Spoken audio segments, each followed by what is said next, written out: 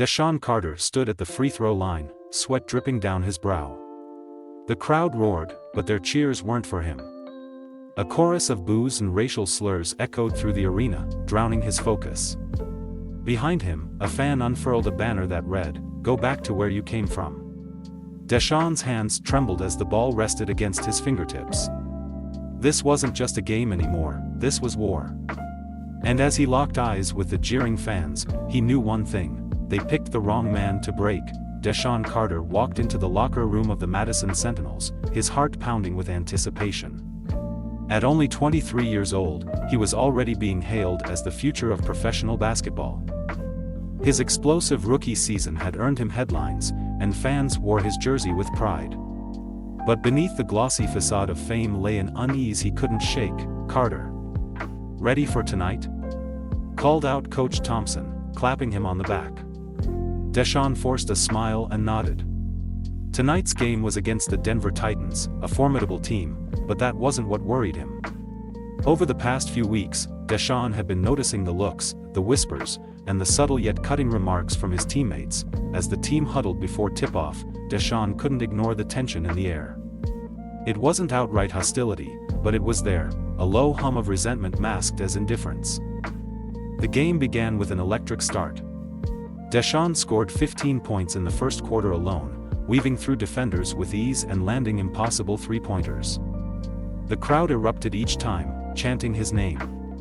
But as the game wore on, something shifted. During a timeout, veteran player Garrett Mitchell, known for his outspoken nature, leaned in close. "You're making it a one-man show out there, Carter," he sneered. "Basketball's a team sport, in case you forgot." Deshawn froze, taken aback by the comment. Before he could respond, Coach Thompson barked orders, and the team dispersed back onto the court. By halftime, the Sentinels were leading, thanks largely to Deshawn's performance. As he sat on the bench, catching his breath, a nearby conversation caught his attention. "Kid's good, but he doesn't know his place," Mitchell muttered to another player.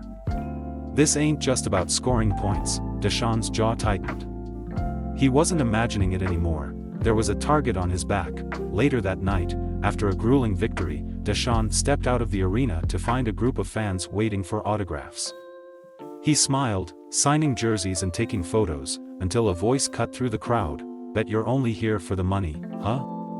shouted a man near the back. "Just another punk who doesn't care about the game." Deshawn's smile faltered as the man continued hurling insults. Security stepped in, but the damage was done. As Deshawn climbed into his car, the weight of the day pressed down on him. That night, lying in his apartment, he stared at the ceiling, replaying the events over and over. The comments, the looks, the whispers, it wasn't just on the court. It was everywhere. Deshawn pulled out his phone and opened a message from his mother. She had sent a picture of his childhood home in Chicago with the caption, "You've come so far, baby. Keep shining." A lump formed in his throat as he thought about his journey. He hadn't just come far, he had defied the odds.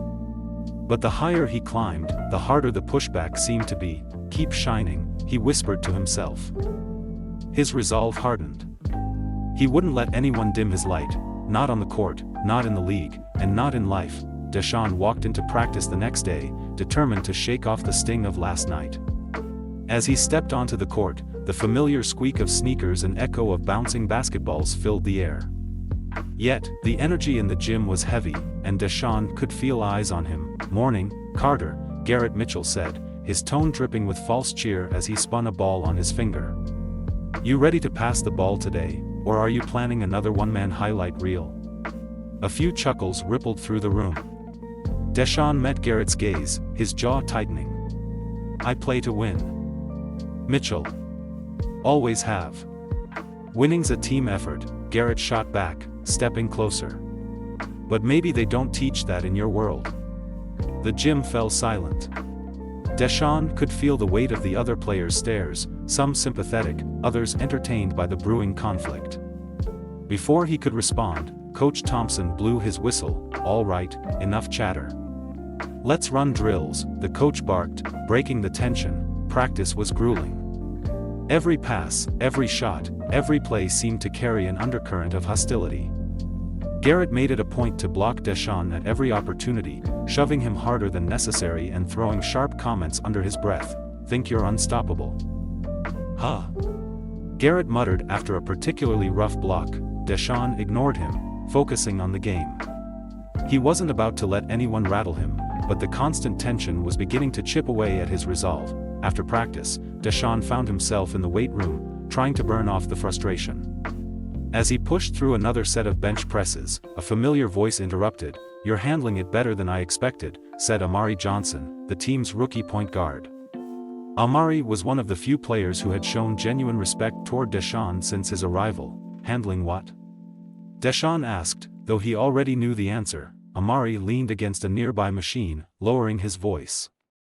"Garrett, the whispers, the tension. You know some of these guys aren't on your side." Deshawn sat up, wiping sweat from his brow. "I've dealt with worse. This isn't new." Amari nodded. "I get that. But you're not alone, man. Some of us see what's happening. Just know you've got allies, even if we're quiet about it." The words were a small comfort, but they reminded Deshawn of something important. He wasn't entirely isolated. That evening, as Deshawn reviewed game footage in the team's media room, Coach Thompson walked in. The older man had a clipboard in hand and a stern expression. "Carter," he said, sitting across from him. "We need to talk." Deshawn raised an eyebrow but stayed silent. "Waiting, you're a hell of a player," the coach began, "but you've got to learn how to play the game off the court too. The media, the fans, even your teammates, they need to see you as a leader, not just a star. And by play the game, you mean keep my head down and shut up?" Deshawn asked, his voice steady but edged with defiance. "I'm saying pick your battles," Thompson replied, his tone firm. "You've got a bright future, but if you keep making waves, it's going to get harder for you." Deshawn leaned back, crossing his arms. "What if I'm not the one making waves? What if I'm just calling out the ones already there?" The coach sighed, standing up. "Just think about it, Carter. This league can chew you up if you're not careful." As Thompson walked out, Deshawn stared at the screen, the image of his last game frozen in time. The booze, the banner, the weight of everything, it was more than just a game. It always had been. The arena was electric that night as the Madison Sentinels faced off against the Los Angeles Warriors, a team notorious for their aggressive defense and fiery fan base. Deshawn could feel the tension in the air as he laced up his sneakers. This wasn't just another game, this was a showdown. As the buzzer signaled the start of the first quarter, Deshawn immediately took control. He dribbled past defenders with fluidity, nailing jump shots and setting up perfect assists. By halftime, the Sentinels held a slim lead, thanks largely to Deshawn's brilliance on the court, but as they walked to the locker room, Garrett Mitchell muttered loudly, "Guess we're all just here to watch the Carter show." Deshawn stopped mid-step, his fists clenching at his sides. Before he could respond, Coach Thompson stepped between them. "Enough. Focus on the game," the coach said sharply. Back on the court for the second half, things took a darker turn. The Warriors' defense targeted Deshawn relentlessly, shoving him at every opportunity and throwing elbows when the referees weren't looking. The crowd joined in, jeering and chanting offensive slurs. "Think you're special? Huh?" One player sneered as Deshawn picked himself up from the floor after a hard foul. Deshawn didn't respond, but his anger was boiling. He pushed through the harassment, scoring a critical three-pointer that silenced the crowd momentarily. Then came the fourth quarter. With less than 2 minutes on the clock and the Sentinels down by 1, Deshawn drove to the basket. He soared through the air, only to be slammed to the ground by a brutal foul. The arena erupted, half cheering, half booing.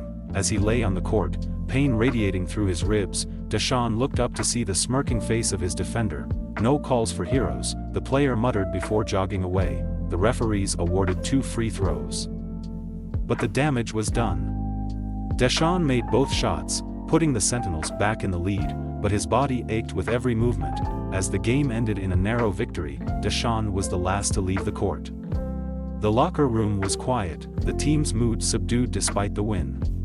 Deshawn sat alone at his locker, icing his ribs and replaying the night in his mind. Suddenly, his phone buzzed. It was a text from Amari Johnson, "Turn on the news now." Deshawn grabbed the remote and switched on the small TV in the corner. The screen displayed a clip from the game, focusing on the hard foul that had sent him to the ground. The headline read, "Superstar or Target? Deshawn Carter faces racial backlash on and off the court." The news anchor's voice filled the room. Critics are questioning whether the league has a problem with racism after another controversial incident involving Madison Sentinel's rising star Deshawn Carter. Deshawn's jaw tightened as he watched. The report showed clips of fans holding offensive signs and interviewed analysts debating whether the league was turning a blind eye to systemic issues. In the corner of the screen, a live poll flashed. Is Deshawn Carter being treated unfairly? The results were split, 50 to 50. Later that night, Deshawn stared at his reflection in the bathroom mirror. His face was tired, his body bruised, but his determination burned brighter than ever. This isn't just about basketball anymore, he whispered to himself. This is bigger than me. He grabbed his phone and typed out a post for his millions of followers. They can foul me. They can try to silence me. But I'm not stopping. This fight isn't over. As the likes and comments poured in, Deshawn knew he had just lit a spark that could change everything. The fallout from Deshawn's social media post was immediate. Overnight, it became a trending topic across all platforms. Fans, analysts, and former players all weighed in, some applauding his courage, others criticizing him for making it about race. The next morning, as Deshawn arrived at the training facility, a cluster of reporters had gathered outside. Cameras flashed, and microphones jutted toward him as questions flew. Deshawn, do you believe the league has a racism problem? Do you think last night's foul was racially motivated? Are you worried about repercussions for speaking out? Deshawn kept his head high, ignoring the barrage of questions as security escorted him inside. But their voices lingered in his ears, and he knew the storm was just beginning. Inside the locker room, the atmosphere was tense. Garrett Mitchell leaned against a row of lockers, scrolling through his phone, making headlines again. Huh? Garrett said without looking up. Gotta love the spotlight. Deshawn shot him a sharp look but didn't reply. Instead, he turned to Amari Johnson, who was watching him carefully. You good? Amari asked quietly. Deshawn nodded, though the weight on his shoulders felt heavier than ever. I'm fine. Just ready to work. At practice, Deshawn poured everything into his game. Every shot, every sprint, every drill, it was his way of channeling the anger and frustration boiling inside him. But the tension with his teammates was palpable. Passes were slower coming his way, and screens weren't being set as cleanly, Coach Thompson noticed. Blowing his whistle, he gathered the team at midcourt. Listen up, the coach said, his voice firm. I don't care what's happening outside this gym. In here, we're a team. Act like it. Garrett smirked but said nothing. The team dispersed, but Deshawn could feel the unspoken words hanging in the air. Later that afternoon, Deshawn sat down with his agent, Vanessa Parker, to discuss the fallout. Vanessa was a no-nonsense professional, always dressed sharply and with a knack for telling Deshawn exactly what he needed to hear, even if it wasn't what he wanted. This is going to get worse before it gets better, Vanessa said, sliding a tablet across the table. On the screen was a compilation of headlines and social media reactions. They're calling me a troublemaker, Deshawn said, his voice tight. They're scared, Vanessa replied. Scared because you're not just playing basketball, you're exposing the cracks in their system. But you need to decide how far you're willing to take this. Deshawn leaned back in his chair, staring at the screen. I'm willing to go all the way. I didn't sign up to stay silent while they treat me and people like me as less than human. Vanessa nodded, a glint of pride in her eyes. Then we'll need to be strategic. First step, a press conference. You control the narrative. The press conference was scheduled for the following day. The room was packed with journalists, cameras, and bright lights. As Deshawn took his seat at the podium, he could feel the weight of every eye in the room. Thank you all for being here, he began, his voice steady. I'm not here to talk about stats or standings. I'm here to talk about something bigger, something that's been ignored for far too long in this league. He took a deep breath, the room silent with anticipation. Last night wasn't just about a foul. It was about the way black players like me are treated, by fans, by teammates, and by the league itself. This isn't just about basketball. It's about respect. It's about equality. Reporters scribbled furiously as Deshawn continued, his words filled with passion and conviction. I know speaking out comes with risks, but if staying silent means letting this continue, then I'd rather take the risk. I owe it to myself, to my community, and to the next generation of players who deserve better. When he finished, the room erupted in questions. But Deshawn stood, refusing to be drawn into sound bites. He had said what he needed to say, and now the world would have to reckon with it. Back at home that night, Deshawn scrolled through his phone. Messages from fans, fellow players, and even activists poured in, some praising his bravery, others attacking his character. One comment caught his eye, "Keep fighting. We're with you." Deshawn smiled faintly. The battle was far from over, but for the first time in a long time, he felt like he wasn't fighting alone. Deshawn's press conference sent shockwaves through the league. Fans debated furiously on social media, with hashtags like #JusticeForDeshawn and #StickToBasketball trending simultaneously. The league office issued a carefully worded statement about its commitment to diversity and inclusion, but to Deshawn, it felt hollow. The next day, during practice, Coach Thompson pulled Deshawn aside. His usual stern demeanor was replaced with something softer. "You've stirred the pot," the coach said, his voice low.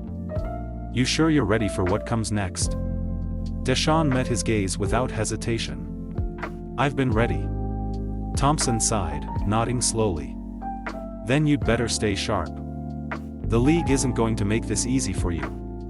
That night, Deshawn received an unexpected call from an old friend, Isaiah Hill, a retired player who had been blacklisted years ago for speaking out about racism in the league.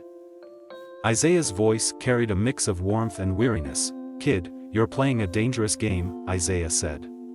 "But you've got guts. More than I did back in the day."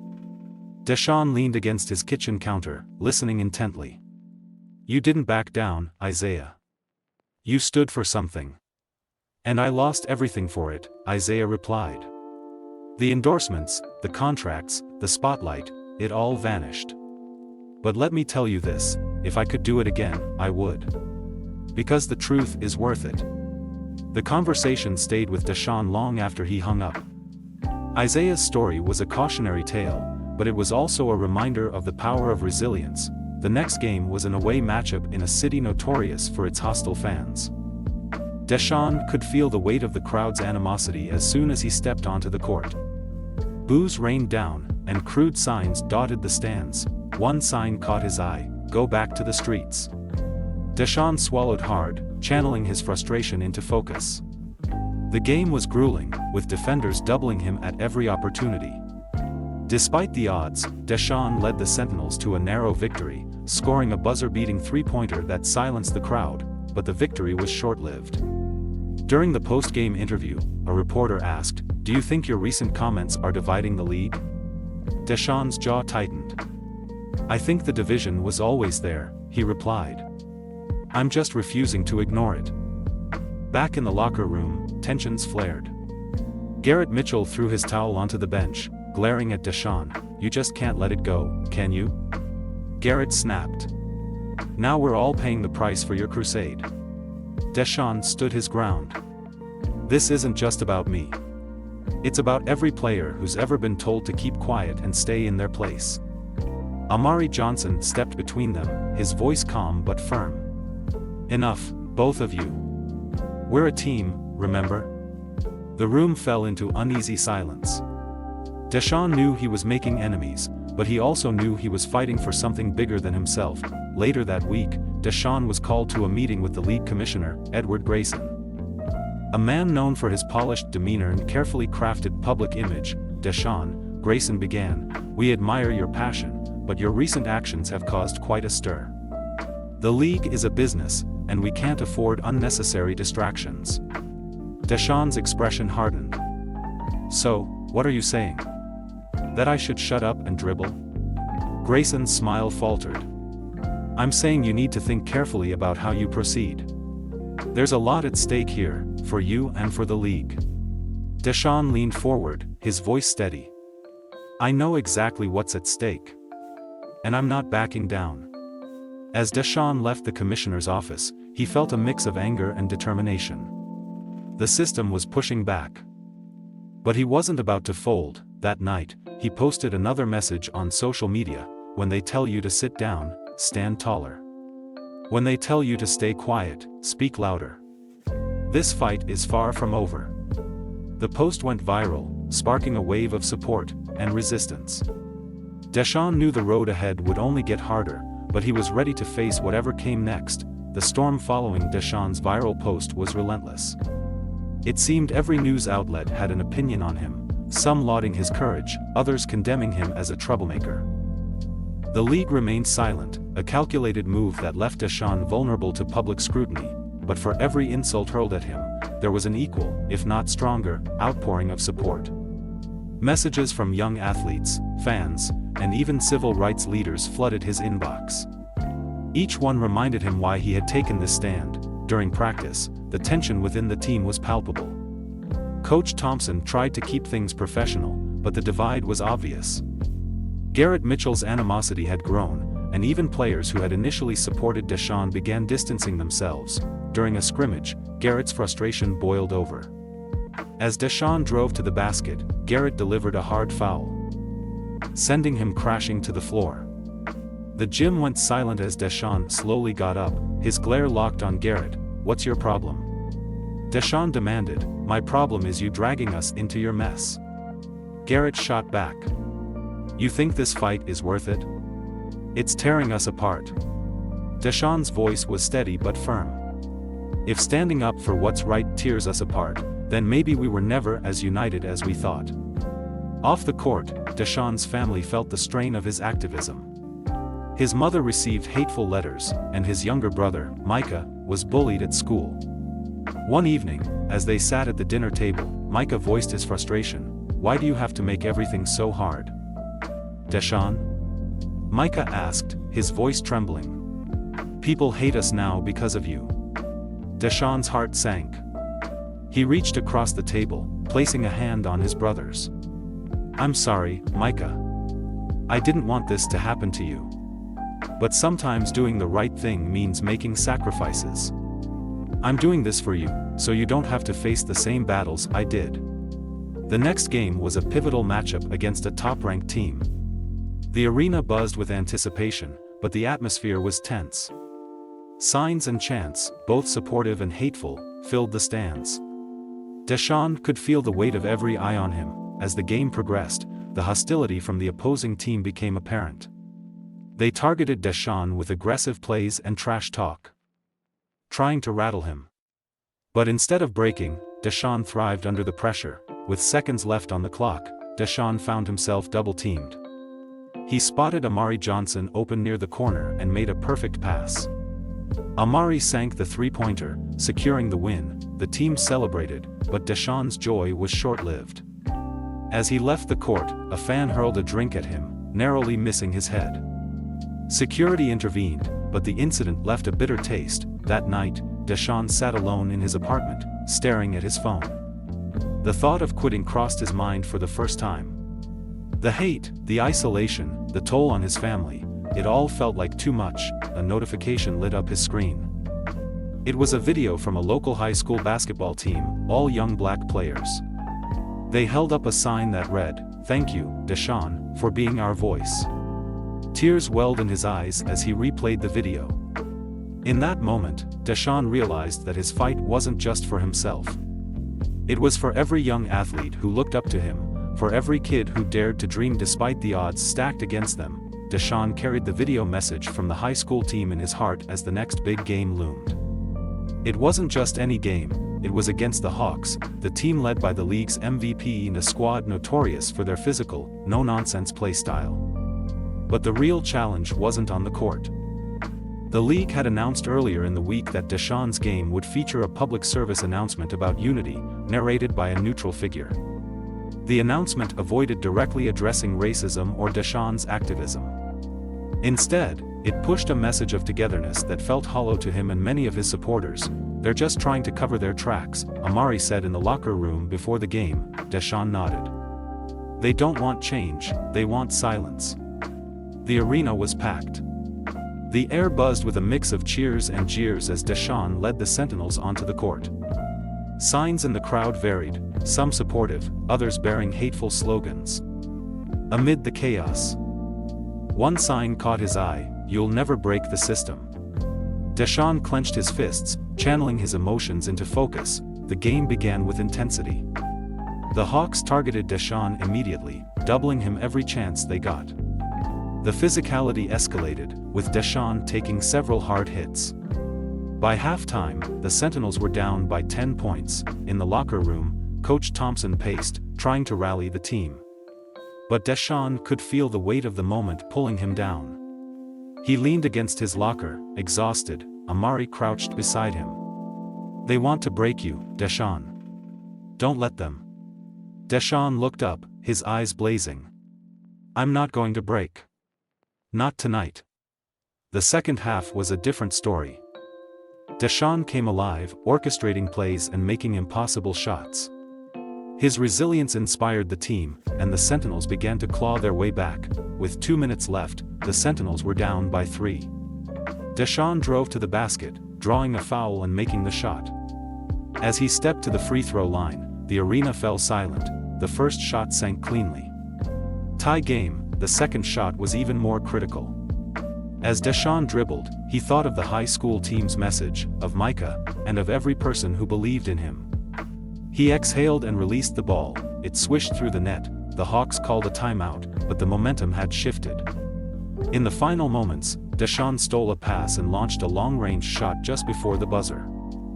The ball sailed through the air, the entire arena holding its breath. It hit nothing but net. The crowd erupted.